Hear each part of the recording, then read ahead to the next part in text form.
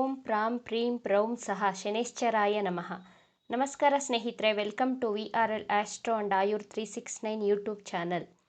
ಕರ್ಮಫಲದಾತ ನ್ಯಾಯಾಧೀಶನಾದಂತಹ ಶನಿಯ ಸಾಡೆಸಾತಿಯ ಪ್ರಭಾವ ಮಕರ ರಾಶಿಯವರ ಮೇಲೆ ಹೇಗಿತ್ತು, ವರ್ತಮಾನ ಕಾಲದಲ್ಲಿ ಹೇಗಿದೆ ಹಾಗೂ ಮಾರ್ಚ್ 29, 2025ರವರೆಗೆ ಮಕರ ರಾಶಿಯವರಿಗೆ ಶನಿಯ ಸಾಡೆಸಾತಿ ಅಂತ್ಯಗೊಳ್ತಾ ಬರ್ತಿದೆ. ಅಂತ್ಯದ ಶನಿ ಯಾವ ರೀತಿಯ ಶುಭ ಫಲಗಳನ್ನು ನೀಡಲಿದ್ದಾರೆ ಎಂಬಂತಹ ಜ್ಯೋತಿಷ್ಯಕ್ಕೆ ಸಂಬಂಧಿಸಿದಂತಹ ಮಾಹಿತಿಗಳನ್ನು ಈ ವಿಡಿಯೋದಲ್ಲಿ ತಿಳಿಸ್ಕೊಡಲಿದ್ದೇನೆ. ನಮ್ಮ ಚಾನಲನ್ನು ಯಾರೆಲ್ಲ ಸಬ್ಸ್ಕ್ರೈಬ್ ಮಾಡಿಕೊಂಡು ನನಗೆ ಪ್ರೋತ್ಸಾಹ ನೀಡುತ್ತಿರುವಂತಹ ಪ್ರತಿಯೊಬ್ಬರಿಗೂ ನನ್ನ ಪ್ರೀತಿಯ ಅನಂತ ಧನ್ಯವಾದಗಳು. 5 ದಿನದ ಮೊದಲು ನನ್ನ ಚಾನಲ್ನಲ್ಲಿ ಮಕರ ರಾಶಿಯವರಿಗೆ ದೇವರು ಕೊಟ್ಟ 3 ವರಗಳು ಎಂಬಂತಹ ಒಂದು ವಿಡಿಯೋವನ್ನು ಅಪ್ಲೋಡ್ ಮಾಡಿದ್ದೆ. ಆ ವಿಡಿಯೋವನ್ನು ನೀವೆಲ್ಲರೂ ಬಹಳ ಪ್ರೀತಿ, ವಿಶ್ವಾಸ, ಅಭಿಮಾನದಿಂದ ವೀಕ್ಷಿಸಿದ್ದೀರಾ. ಒಳ್ಳೊಳ್ಳೆ ಕಮೆಂಟ್ಸ್ಗಳನ್ನು ಮಾಡಿದ್ದೀರಾ. ಆ ವಿಡಿಯೋ ಸುಮಾರು 91,000 ವೀಕ್ಷಣೆಗಳನ್ನು ಪಡೆದುಕೊಂಡಿದೆ. ಅಂದರೆ 91,000 ವ್ಯೂಸನ್ನು ಪಡ್ಕೊಂಡಿದೆ. ಇದಕ್ಕೆಲ್ಲ ನಿಮ್ಮ ಪ್ರೀತಿ ಅಭಿಮಾನವೇ ಕಾರಣ. ನಿಮ್ಮ ಪ್ರೀತಿ ಅಭಿಮಾನಕ್ಕೆ ಸದಾ ನಾನು ಚಿರಋಣಿಯಾಗಿರ್ತೇನೆ. ಮುಂದಿನ ದಿನಗಳಲ್ಲಿ ಒಳ್ಳೊಳ್ಳೆ ವಿಡಿಯೋಗಳನ್ನು ತರುವಂತಹ ಪ್ರಯತ್ನವನ್ನು ಖಂಡಿತವಾಗಿಯೂ ಮಾಡ್ತೇನೆ. ನಿಮ್ಮ ಪ್ರೋತ್ಸಾಹ ನಮ್ಮ ಚಾನಲ್ ಮೇಲೆ ಹೀಗೆ ಇರಲಿ ಅಂತ ಪ್ರತಿಯೊಬ್ಬರಲ್ಲೂ ಕೇಳ್ಕೊಳ್ತಾ ಇದ್ದೇನೆ.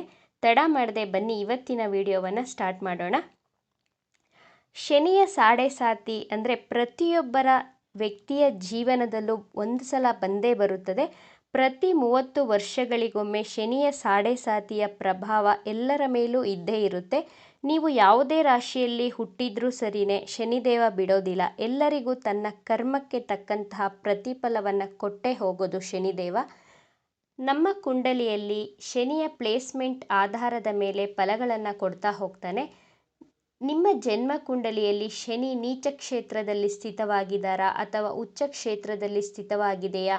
ಶನಿಗೆ ನೀಚ ಕ್ಷೇತ್ರ ಮೇಷರಾಶಿ, ಉಚ್ಚ ಕ್ಷೇತ್ರ ತುಲಾರಾಶಿ ಹಾಗೂ ಶನಿಯ ರಾಶಿಗಳಾದಂತಹ ಮಕರ ರಾಶಿ ಹಾಗೂ ಕುಂಭರಾಶಿಯಲ್ಲಿ ಸ್ಥಿತವಾಗಿದೆಯಾ? ಅಂದರೆ ಮಕರ ಮತ್ತು ಕುಂಭ ಶನಿಯ ಸ್ವಕ್ಷೇತ್ರಗಳು. ಶನಿ ನೀಚ ರಾಶಿಯಲ್ಲಿ ಸ್ಥಿತನಾಗಿದ್ದರೆ ಶನಿಯ ಸಾಡೆಸಾತಿಯಲ್ಲಿ ತುಂಬ ಕಷ್ಟಗಳನ್ನು, ಸಮಸ್ಯೆಗಳನ್ನು ಕೊಡ್ತಾರೆ. ಶನಿಯು ಉಚ್ಚ ಕ್ಷೇತ್ರದಲ್ಲಿ ಸ್ಥಿತವಾಗಿದ್ದರೆ ಉತ್ತಮ ಶುಭ ಫಲಗಳನ್ನು ಕೊಡ್ತಾ ಹೋಗ್ತಾರೆ. ಸ್ವಕ್ಷೇತ್ರಗಳಲ್ಲಿ ಸ್ಥಿತವಾಗಿದ್ದರೆ ನಿಮಗೆ ಆ್ಯಾವ್ರೇಜ್ಗಿಂತ ಒಳ್ಳೆ ಫಲಗಳನ್ನೇ ಕೊಡ್ತಾರೆ. ಶನಿ ಶತ್ರು ಕ್ಷೇತ್ರಗಳಲ್ಲಿ ಸ್ಥಿತವಾಗಿದ್ದರೆ ನಿಮಗೆ ಅಶುಭ ಫಲಗಳನ್ನೇ ಕೊಡ್ತಾ ಹೋಗ್ತಾರೆ. ಸಾಡೆಸಾತಿ ಅಂದರೆ 7.5 ವರ್ಷ ಅಂತ ಕರೀತೇವೆ. ಇದರಲ್ಲಿ 2.5 ವರ್ಷ, 2.5 ವರ್ಷ 3 ಭಾಗಗಳಾಗಿ ಡಿವೈಡ್ ಮಾಡಲಾಗಿದೆ. 3 ಚರಣಗಳಲ್ಲಿ ಶನಿದೇವ ನಿಮಗೆ ಫಲಗಳನ್ನು ಕೊಡ್ತಾ ಹೋಗ್ತಾರೆ. ಅಂದರೆ ಮಕರ ರಾಶಿಯವರಿಗೆ 2025 ಮಾರ್ಚ್ 29ಕ್ಕೆ ಸಾಡೆಸಾತಿ ಮುಕ್ತಾಯವಾಗುತ್ತದೆ. ಶನಿಯ ಸಾಡೆಸಾತಿ ನಿಮಗೆ ಯಾವ ರೀತಿಯ ಫಲಗಳನ್ನು ಕೊಟ್ಟಿತ್ತು ಅಂತ ನೋಡೋದಾದರೆ, ಶನಿ ನಿಮ್ಮ ರಾಶಿಗೆ ಪ್ರವೇಶ ಮಾಡಿದಾಗ ಅಂದರೆ 2ನೇ ಚರಣದಲ್ಲಿ ಪ್ರವೇಶ ಆದಾಗ ನಿಮ್ಮ ಮನಸ್ಸಿಗೆ ತುಂಬ ಕಸಿವಿಸಿಯಾಗಿರುತ್ತೆ. ಮನಸ್ಸಿನಲ್ಲಿ ನೆಮ್ಮದಿ, ಶಾಂತಿ ಕಡಿಮೆ ಇದ್ದಿರಬಹುದು. ನಿಮಗೆ ಕೆಲಸದಲ್ಲಿ ರೆಸ್ಪಾನ್ಸಿಬಿಲಿಟಿಯನ್ನು ಕೊಟ್ಟಿರ್ತಾರೆ. ಫ್ಯಾಮಿಲಿ ರೆಸ್ಪಾನ್ಸಿಬಿಲಿಟಿಗಳನ್ನು ತಗೊಂಡಿರ್ತೀರ ನೀವು. ಆದರೆ ಮನಸ್ಸಿನಲ್ಲಿ ಯಾಕೋ ಕೆಲಸ ಮಾಡಲು ಆಲಸ್ಯ, ಸೋಮಾರಿತನ, ಲೇಜಿನೆಸ್ಸನ್ನು ಕೊಟ್ಟಿರ್ತಾರೆ ಶನಿದೇವ. ನಿಮ್ಮಲ್ಲಿ ನೆಗೆಟಿವಿಟಿಯನ್ನು ಕೊಟ್ಟಿರ್ತಾರೆ. ಆದರೆ ನಿಮ್ಮ ಫಸ್ಟ್ ಹೌಸ್ಗೆ ಶನಿ ಟ್ರಾನ್ಸಿಟ್ ಆದಾಗ ನೀವು ತುಂಬ ಯೋಚನೆ ಮಾಡಿರ್ತೀರ. ಜೀವನದಲ್ಲಿ ಸತ್ಯಗಳ ದರ್ಶನವನ್ನು ಮಾಡಿಸಿರ್ತಾರೆ ಶನಿದೇವರು. ಶನಿದೇವ ಯಾರು ನಿಜ, ಯಾರು ಸುಳ್ಳು ಎಂಬಂತಹ ಸುಳ್ಳಿನ ಪರದೆಯನ್ನು ಸರಿಸಿ ಸತ್ಯ ದರ್ಶನವನ್ನು ಮಾಡಿಸಿರ್ತಾರೆ. ನೀವು ಹೆಚ್ಚಾಗಿ ಟ್ರಾವೆಲ್ ಮಾಡಿರ್ತೀರಾ, ಹಾಸ್ಪಿಟಲೈಸೇಷನ್ ಆಗಿರ್ತೀರಾ, ಹಾಸ್ಪಿಟಲ್ಗೆ ಹೋಗಿರ್ತೀರಾ, ನಿಮಗೆ ಆರೋಗ್ಯ ಸಮಸ್ಯೆಗಳನ್ನು ಕೊಟ್ಟಿರ್ತಾರೆ. ಟ್ರಾವೆಲ್ ಮಾಡುವಾಗ ತುಂಬ ಅನ್ಕಂಫರ್ಟಬಲ್ ಫೀಲ್ ನಿಮ್ಮಲ್ಲಿ ಉಂಟಾಗಿರುತ್ತದೆ. ನೀವು ತುಂಬ ಪ್ರೀತಿಸಿರುವವರು ನಿಮ್ಮಿಂದ ದೂರ ಆಗಿರ್ತಾರೆ. ಈ ರೀತಿಯ ಅಶುಭ ಫಲಗಳನ್ನು ಶನಿದೇವ ಕೊಟ್ಟಿರ್ತಾರೆ. ವರ್ತಮಾನದಲ್ಲಿ ಅಂದರೆ ಆಗಸ್ಟ್ ಕೊನೆ ಹಾಗೂ ಸೆಪ್ಟೆಂಬರ್ ತಿಂಗಳಲ್ಲಿ ನಿಮ್ಮ ಮನಸ್ಥಿತಿ ಹೇಗಿರುತ್ತೆ ಅಂತ ನೋಡೋದಾದರೆ, ಈಗ ಶನಿದೇವ ನಿಮ್ಮ 2ನೇ ಮನೆಯಲ್ಲಿ ಸ್ಥಿತವಾಗಿದ್ದಾರೆ, ವಕ್ರಿಯಾಗಿದ್ದಾರೆ. ಆದರೆ ನವೆಂಬರ್ವರೆಗೂ ಶನಿಗ್ರಹ ವಕ್ರಿಯಾಗಿರುತ್ತೆ. ಸಾಡೆಸಾತಿ ಅಂತ್ಯದ ಶನಿ ನಿಮ್ಮ ಗುರುವಿನ ನಕ್ಷತ್ರದಲ್ಲಿರ್ತಾರೆ. ಗುರು ನಿಮ್ಮ 3ನೇ ಮನೆ ಹಾಗೂ 12ನೇ ಮನೆಯ ಅಧಿಪತಿಯಾಗಿದ್ದಾರೆ. ನೀವು ನಿಮ್ಮ ಜೀವನದಲ್ಲಿ ಬಹಳ ಪರಿವರ್ತನೆಯ ಬಗ್ಗೆ ಯೋಚನೆಯನ್ನು ಮಾಡ್ತಾ ಇರ್ತೀರಾ.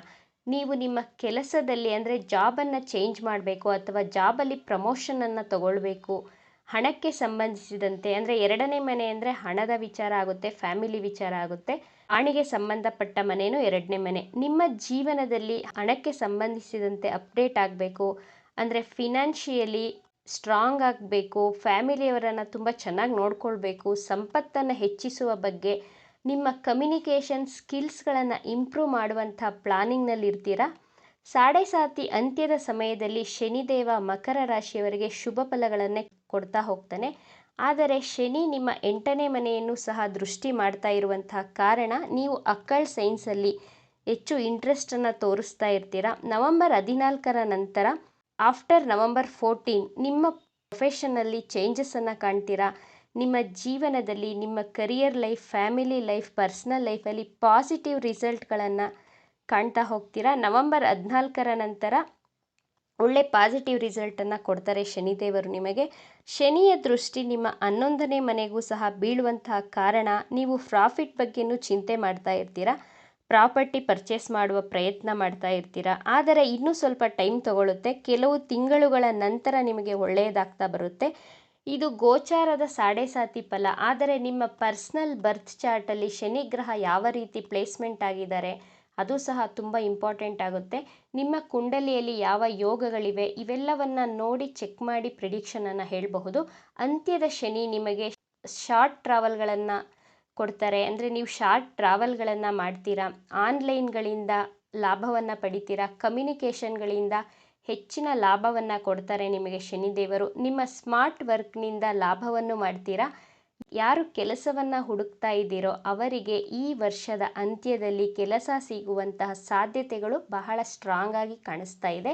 ನೀವೇನು ಮಾಡಬೇಕು ಅಂದರೆ ಪ್ರತಿ ಶನಿವಾರ ಹನುಮಾನ್ ಚಾಲೀಸವನ್ನು ತಪ್ಪದೇ ಪಠಿಸಬೇಕಾಗುತ್ತೆ. ಪ್ರತಿದಿನ ಸೂರ್ಯ ದೇವನಿಗೆ ಜಲವನ್ನು ಅರ್ಪಿಸಿ ಅಂದರೆ ನೀರನ್ನು ಅರ್ಘ್ಯ ಕೊಡಬೇಕು. ಪ್ರತಿದಿನ ಶನಿದೇವನ ಬೀಜ ಮಂತ್ರವನ್ನು ಪಠಿಸಬೇಕಾಗುತ್ತೆ.